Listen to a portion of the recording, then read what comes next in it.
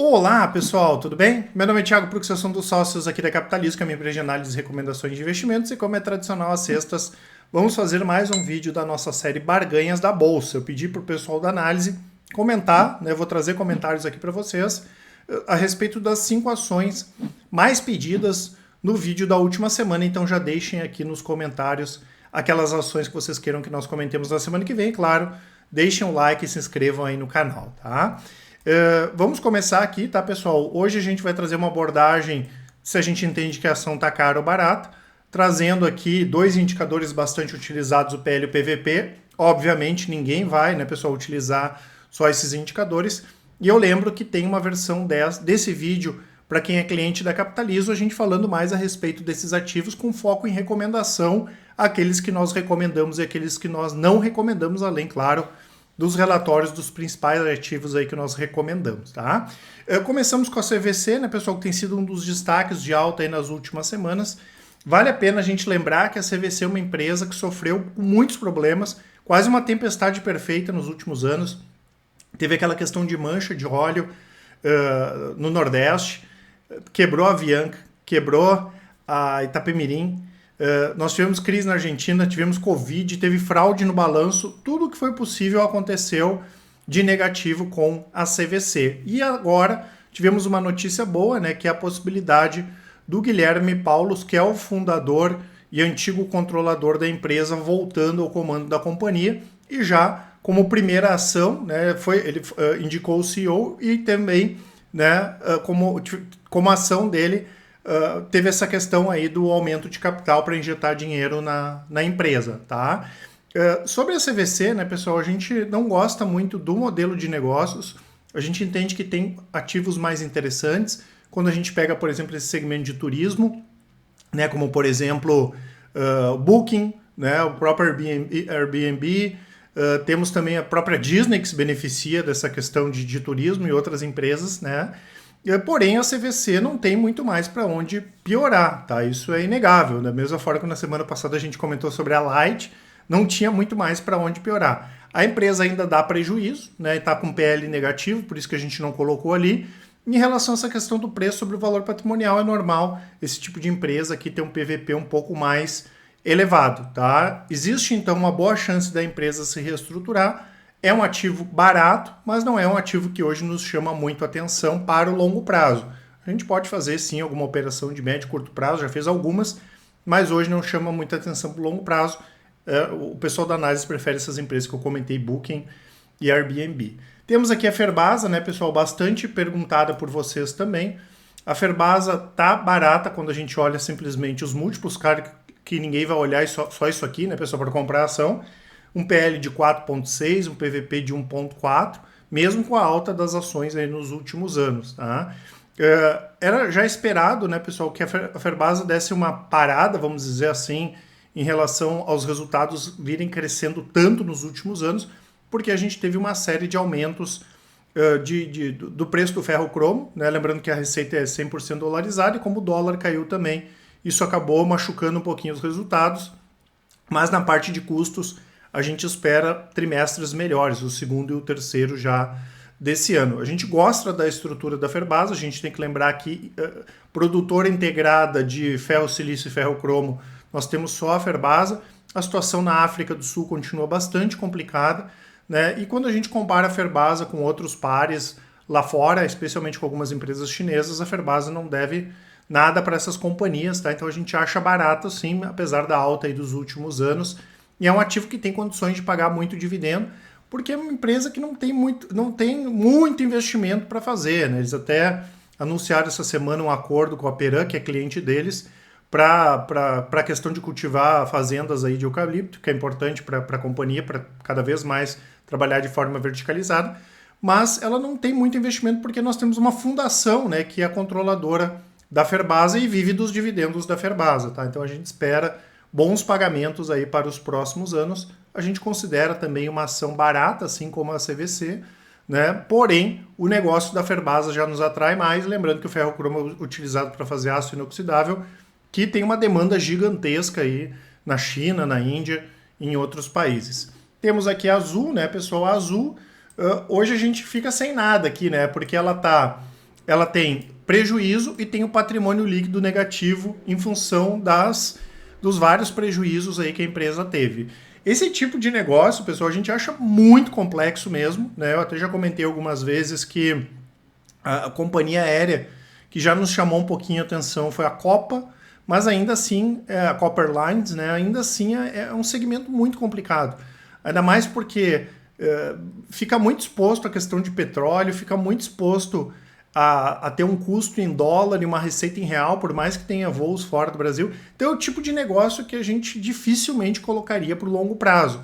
Obviamente, no curto prazo, né, a gente está pegando finalmente as pessoas esquecendo do Covid, indo viajar, né, o volume, o tráfego de passageiros já vem aumentando, isso vale para a Gol também, mas para o longo prazo a gente não acha interessante. Né? E por menor que sejam ou que fossem os múltiplos, a gente sempre considera um ativo caro, né, porque as perspectivas de resultados são muito pequenas. É o tipo de empresa que ela passa mais tempo dando prejuízo do que tendo lucro. Tá? Então não é um ativo que a gente considera barato. Né? Pode ter operação de curto prazo também, mas para o longo prazo, para colocar em carteira, o segmento por si só já é bastante complexo. Né? Eu quero deixar, pessoal, aproveitando 2 presentes aqui para vocês. O primeiro que é o cupom, né, dando até 50% do mês do Arraial da Capitalizo. A gente estava dando 60% de desconto, tá? Mas não tem como a gente continuar dando 60%, até seria injusto para quem já fez a assinatura. E a gente vai disponibilizar esse desconto aqui até o dia 13, tá? Daí a gente vai reduzindo os descontos, né? Sempre para ficar justo para quem já contratou aí os nossos serviços. E também vou deixar aquele e-book, né, da melhor small cap aí da B3 para vocês darem uma olhada e depois eu volto para falar um pouco aí sobre as nossas recomendações, as nossas assinaturas. Temos aqui a Copel, né, pessoal, bastante pedida também. A Copel está com um PL de 19 e está operando abaixo do valor patrimonial, mas a gente não pode esquecer que o resultado veio muito achatado da Copel, então é um ativo barato mesmo com esse PL aqui. Hoje a Copel tranquilamente poderia estar operando com PL aí na casa de 6, 7 vezes. É bem mais condizente do que esse PL aqui de 19, que foi prejudicado aí com os lucros, né?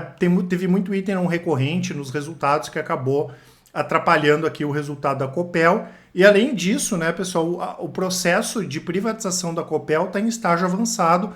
É possível que saia até em outubro desse ano. E a intenção do governo do Paraná é ficar com 10% no total, né, das ações aqui da Copel, e a gente espera, né, que esse movimento de privatização da Copel também acabe se disseminando aqui, contagiando outras empresas da Bolsa, como Sabesp, Copasa e a própria Sanepar também no Paraná. A gente gosta da Copel, já teve a Copel na carteira de dividendos durante quase 2 anos, é um ativo que, sendo privatizado, tem outros ativos para vender. É uma empresa que melhorou bastante em termos operacionais. A gente só mudou um pouco, né? Porque a nossa expectativa era surfar mesmo a recuperação da empresa, que aconteceu ali de 2018 até meados de 2021, né? Foi o nosso objetivo, ele foi concluído. E a gente prefere outras empresas que também têm segmento de gás, são mais fortes na parte de transmissão, o que não é muito foco aqui da Copel, tá? Mas a gente considera, sim, uma empresa barata, né? Uma das empresas baratas, ainda mais com essa expectativa aí de privatização da companhia. Temos aqui a 3R, né, pessoal, que é num segmento que nós gostamos bastante, apesar das ações das petroleiras, menos a Petrobras aí estarem caindo, né? A Petrobras está subindo bem esse ano, continua um movimento de alta, na verdade. Nós gostamos do petróleo, porque a gente entende que a demanda vai continuar crescendo e a oferta não vai conseguir acompanhar ao longo dos próximos 3 a 5 anos. Lembrando que sempre que o preço do petróleo cair, como vem acontecendo nas últimas semanas, tem essa possibilidade, né, que também aconteceu do pessoal da OPEP+, lá cortar a produção, isso pode fazer o preço subir. Tá? Então a gente gosta, né, das grandes petroleiras para pagamento de dividendos e das menores, né, elas aumentando a produção, diminuindo o custo de produção, colocando bastante dinheiro no bolso. Claro que a 3R e a PetroRecôncavo tem um risco maior do que a PetroRio, que é um modelo para elas, né? Elas estão fazendo exatamente o que a PetroRio fez. Claro que nós temos essa questão que dificilmente a Petrobras vai vender mais ativos, então não dá para descartar que a gente possa ter algum tipo de consolidação no setor, inclusive saiu aquela informação de que a PetroRio estaria interessada na Enauta, né? Então a gente pode ver alguma consolidação aqui no setor. E olhar múltiplos, né, pessoal, para essas empresas aqui, que hoje são mais focadas em crescimento do que lucro, não que lucro não seja importante, não faz muito sentido, vamos dizer assim, né? Até porque uma empresa nova foi uma empresa criada para entrar na Bolsa. Eu sei que teve aquela polêmica, né, dos controladores que fizeram as operações com opções antes do fato relevante, enfim.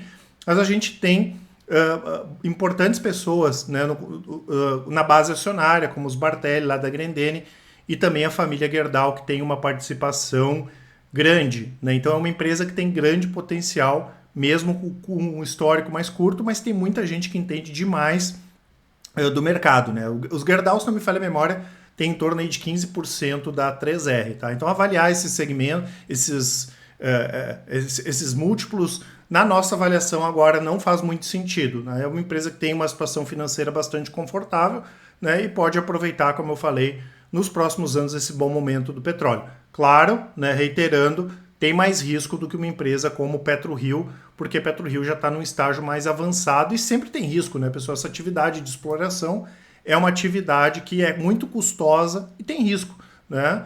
E além disso, foi confirmada, né, a ANP aprovou a transferência do polo potiguar da Petrobras para a 3R, né? Sempre acabou vindo a possibilidade disso aqui, do negócio não ser efetivado, de ser questionado. A gente comentou que não tinha perigo, né? Muito dificilmente, mesmo a gente sabendo como as coisas funcionam aqui no Brasil, dificilmente o negócio ia ser desfeito, né? E foi o que acabou não acontecendo, né? Ele foi efetivado aqui a partir já de junho agora. A gente já deve ter um incremento maior aí na produção também da 3R, tá certo, pessoal? Então, desses ativos aqui, né, bem interessante para quem gosta e está pensando em compra: Copel, 3R, Ferbasa. CVC a gente entende que é barata, mas não tem interesse nesse momento. E a Azul, mesmo, né, quando tem múltiplos baixos, a gente coloca a Azul aqui como uma empresa cara, porque é muito complicado, né? Não só o segmento,